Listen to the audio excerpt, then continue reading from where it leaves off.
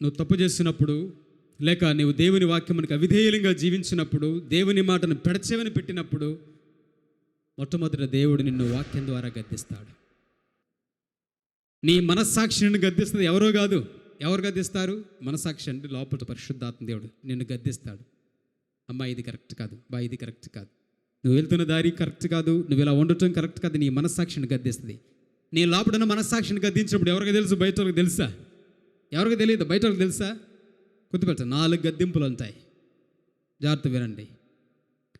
నువ్వు పొరపాటు చేసినప్పుడు నీకు 4 హెచ్చరికలు వస్తాయి.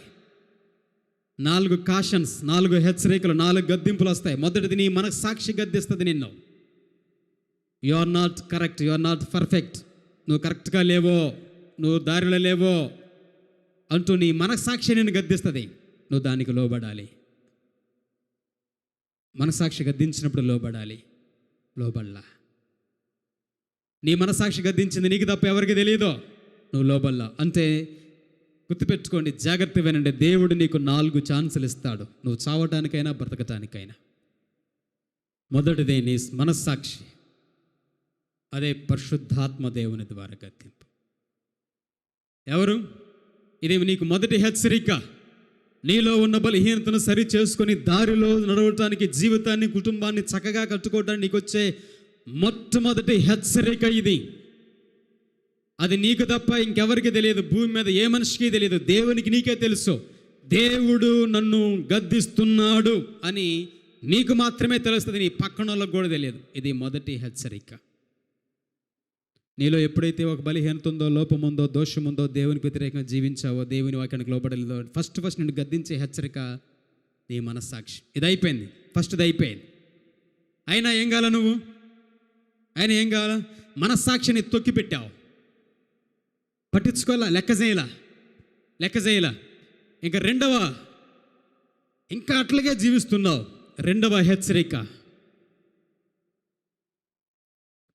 నువ్వు పొరపాటు చేసినప్పుడు, లేక దోషంలో ఉన్నప్పుడు, బలహీనతలో ఉన్నప్పుడు నీకు దేవుడికే తెలుసు, ఇంకెవరికి తెలియదు. ఎవరికి తెలుసు? నీకు దేవునికి తెలుసు. కాబట్టి దేవుడు రెండోసారి నీకు ఇచ్చే వార్నింగ్, హెచ్చరిక వాక్యము ద్వారా. ఏం చేస్తాడు దేవుడు? వాక్యం ద్వారా మాట్లాడతాడు. నీ మనసు చివుక్కుమంటది, గుచ్చినట్టుగా ఉంటుంది. హెబ్రీ పత్రిక 4వ అధ్యాయం 12వ వచనం, ఎటువంటి వాడి అయినా పదునైన బలమైన ఖడ్గము కంటే దేవుని వాక్యము 2 అంచులు కలిగిన ఖడ్గమై ఎలా ఉంటుంది? పదును గలదై ప్రాణాత్మలను, కీళ్లను, మూలుగను విభజించునంత మట్టుకు ఏమవుద్దంట? దూరుచు. ఏం చేస్తుంది? విభజించునంత మట్టుకు దూరుచు మనలో ఉన్న తలంపులను, బలహీనతలంటిని బయటకు పారదోలుతుంది. దేవుని వాక్యం నీ లోపల నువ్వు సీక్రెట్గా దాచుకుంటావు. దోషం, పాపం నీకు తెలుసులే. లోపల మనకి అర్రలు ఉంటాయి, ఈ అర్రలో దాచుకుంటావు.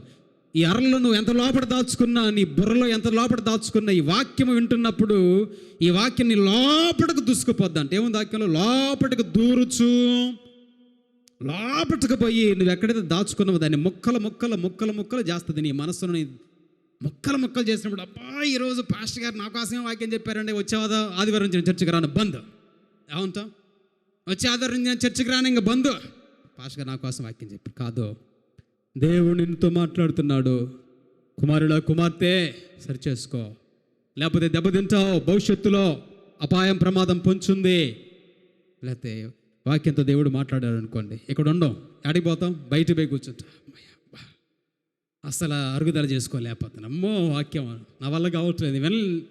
ఈరోజు అంతా అయ్యగారేందో నా మీద కక్ష కట్టి నా కోసం చెప్పినట్టుకుంది. నీ గురించి దేవుడికి నీకే తెలుసు, ఆయన మాట్లాడతాడు వాక్యంతో. అప్పుడు నువ్వేమవుతావు? ఉండలేవు. లోపట వాక్యము గుచ్చుతున్నప్పుడు ఉండలేక బయటకు వెళ్ళిపోయి అమ్మయ్యా, అప్పుడు నీకు మనసులోకి ఎక్కదు. ఎందుకంటే పక్కన వాళ్ళ వీళ్ళో ఉంటారు, వాళ్ళ వీళ్ళ నీతో మాట్లాడతావనంటే ఆ మాటల్లో కావాలనే పడిపోయి ఇప్పుడు వాక్యం మీద వినలేవు, దృష్టి పెట్టు, పర్లేదు. అప్పుడు అంటాడు సాతా అంటే, భలేగా వచ్చావలే బయటికి, నేను ఎప్పుడెప్పుడు వస్తావని ఎదురు చూస్తున్నా, భలేగా వచ్చావలే బయటికి అంటాడు. Very good. 2వ హెచ్చరిక వాక్యము. దేవుడు నీతో, ఎవరికి తెలియదు ఈ 2 విషయాలు, ఎవరికి తెలియదు. నీలో ఉన్న లోపము ఎవరికి తెలియదు, నీకే తెలుసు. దేవుడు మనసాక్షి ద్వారా హెచ్చరించినా నీకే తెలుస్తుంది, దేవుడు వాక్యంతో మాట్లాడినా నీకు తప్ప ఇంకెవరికి తెలియదు. అయినప్పటికీ కూడా దేవుని హెచ్చరిక నువ్వు లెక్క చేయాలి. ఎక్కడ కూడా వినలా, లోబల్లా. తెలుసు నీకు దేవుడు ఈరోజు నాతోనే మాట్లాడాడు, నీతోనే మాట్లాడాడు, నీకు తెలుసు. అయినా నువ్వు లోపల్లా ఏముందిలే కానీ, అంత మామూలు కానీ 2 అయిపోయాయి. అంటే నువ్వు ఇంకా బాగా బ్రతకటానికి నీకున్న ఛాన్సులు ఎన్ని? ఇంకా 2 గుర్తుపెట్టి, 2 ఛాన్సులు ఉన్నాయి. ఈ 2 అయిపోయాయి. 3, నిన్ను ప్రేమించిన వారు. ఎప్పుడైతే నువ్వు ఈ 2 సార్లు దేవుడు హెచ్చరించినా లోబడలేదో అప్పుడు నీ పాపం అనేది బయటపడుతుంది, నీ లోపం అనేది బయటకు వస్తుంది. ఈ 2 అప్పటికి నువ్వు చేసిన తప్పో లేకపోతే నువ్వు చేసిన దోషమో లోపమో నీకు దేవుడు తప్ప ఎవరికి రాదు. అయినప్పటికి కూడా నువ్వు లోపడకుండా అలాగే జీవిస్తే నీలో ఉన్న బలహీనత నీ చుట్టూతో ఉన్న వారికి తెలుస్తుంది, నీలో ఉన్న బలహీనత నీ కుటుంబానికి తెలుస్తుంది, నిన్ను ప్రేమించిన వాళ్ళకి తెలుస్తుంది, నీతో ఉన్న వాళ్ళందరికీ తెలుస్తుంది. అప్పుడు నిన్ను ప్రేమించిన నీ తల్లిదండ్రులు, నీ అన్నదమ్ములు, అక్కా చెల్లెళ్ళు, ఆత్మీయులు, సేవకులు వాళ్ళు వచ్చి అప్పుడు నిన్ను హెచ్చరిస్తారు. ఇది 3వ హెచ్చరిక.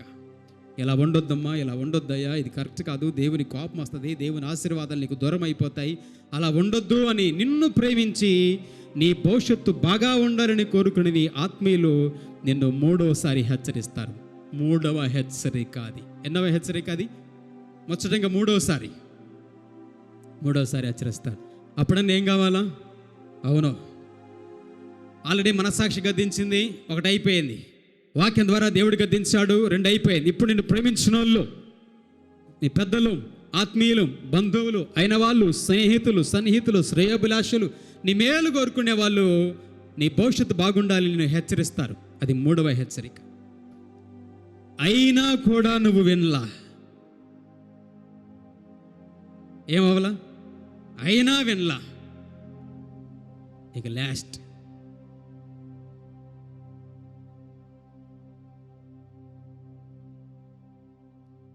దేవుడు డైరెక్ట్ ఒక దెబ్బేస్తాడు. ఏం కొడతాడు?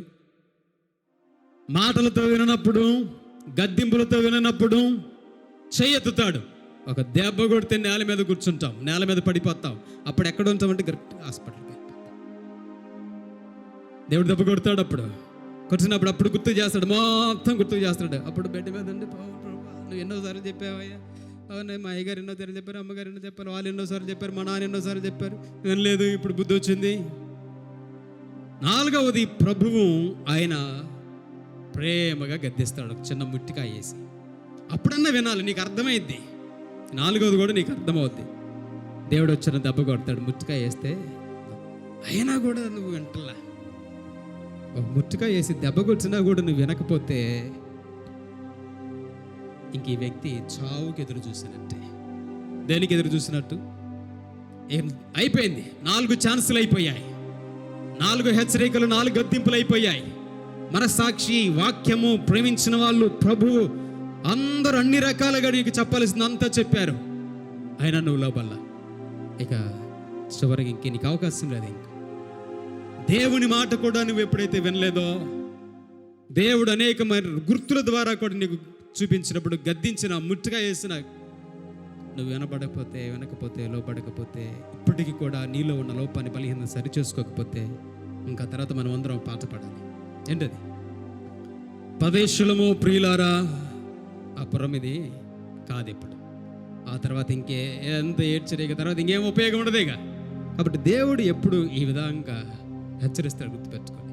ఆకానికి ఇదే పరిస్థితి వచ్చింది, మన జీవితంలో కూడా ఇదే పరిస్థితి. పొరపాటు ఉన్నప్పుడు, బలహీనత ఉన్నప్పుడు, దేవుడు నేను గద్దించినప్పుడు, నీ మనస్సాక్షి గద్దించినప్పుడు సరి చేసుకో, త్వరగా మేలు పొందుతావు. వాక్యం ద్వారా దేవుడు మాట్లాడితే సరి చేసుకో, త్వరగా లాభం, మేలు పొందుతావు. నిన్ను ప్రేమించిన వాళ్ళు నిన్ను హెచ్చరిస్తే వాళ్ళ మీద తిరుగుబాటు చేయొద్దు. నువ్వు నన్ను అంటావా అని గైగై అనొద్దు. నీ మేలు కోరుకుని ఇక్కడ వాళ్ళు చెప్పారంటే అర్థం నీకు దేవుడు 3వ హెచ్చరిక అంటే నువ్వు ప్రమాదకరమైన స్థానంలో 3వ రీతికి వెళ్ళిపోయావు. ఇక్కడ కూడా వినపోతే చివరికి ప్రభువు కలగజేసుకుంటాడు. దేవుని చేతిలో పడుట మహాభయంకరం. ఏంటది? దేవుని చేతిలో పడుట మహాభయంకరం. తట్టుకోలేం, బాధాకరమైన. ఎప్పటికీ ఆకాంలాగా అలా ఉండకండి. దేవుడు ప్రేమించే అవకాశం ఇచ్చినప్పుడు, ప్రాణాలతో ఉంచినప్పుడు, ఈ మాటలు వినడానికి జీవం ఇచ్చినప్పుడే సరి చేసుకోగలిగితే నిన్ను బట్టి నీ కుటుంబం మీదకు దేవుని కోపం రాదు. నిన్ను బట్టి నీ కుటుంబానికి కన్నీళ్ళు పాలు కావు. నిన్ను బట్టి నీతో ఉన్న వారు సంతోషంగా ఉండాలి. కానీ నిన్ను బట్టి మరొకరికి అభ్యంతరకరంగా, నిన్ను బట్టి దుఃఖకరంగా, బాధకరంగా ఉంటే రేపు దేవుని చేతుల్లోకి వెళ్ళిపోయిన తర్వాత నీ పరిస్థితి ఎవరం తట్టుకోలేం. కాబట్టి అలాంటి భయంకరమైన పరిస్థితి రాకముందే దేవుడు మనతో మాట్లాడినప్పుడే, ప్రభువా ఈరోజు నేను ఒకవేళ అలాంటి పరిస్థితుల్లో ఉంటే నన్ను క్షమించండి అయ్యా అంటూ, నీలో ఉన్న బలహీనత ఏంటో నీకు తెలిసినప్పుడు పరిశుద్ధాత్ముడు నీతో మాట్లాడినప్పుడు సరి చేసుకుని, నీ వల్ల నీ కుటుంబానికి మేలు కలగాలి, నీ వల్ల నీ కుటుంబానికి సంతోషం కలగాలి, నీ వల్ల నీ కుటుంబానికి ఆనందం కలగాలి, నిన్ను బట్టి నీతో ఉన్న వారి రక్త సంబంధులు దేవుడికి మహిమ వచ్చేలాగా మనం అందరము జీవించుదాము గాక. ఆమేన్.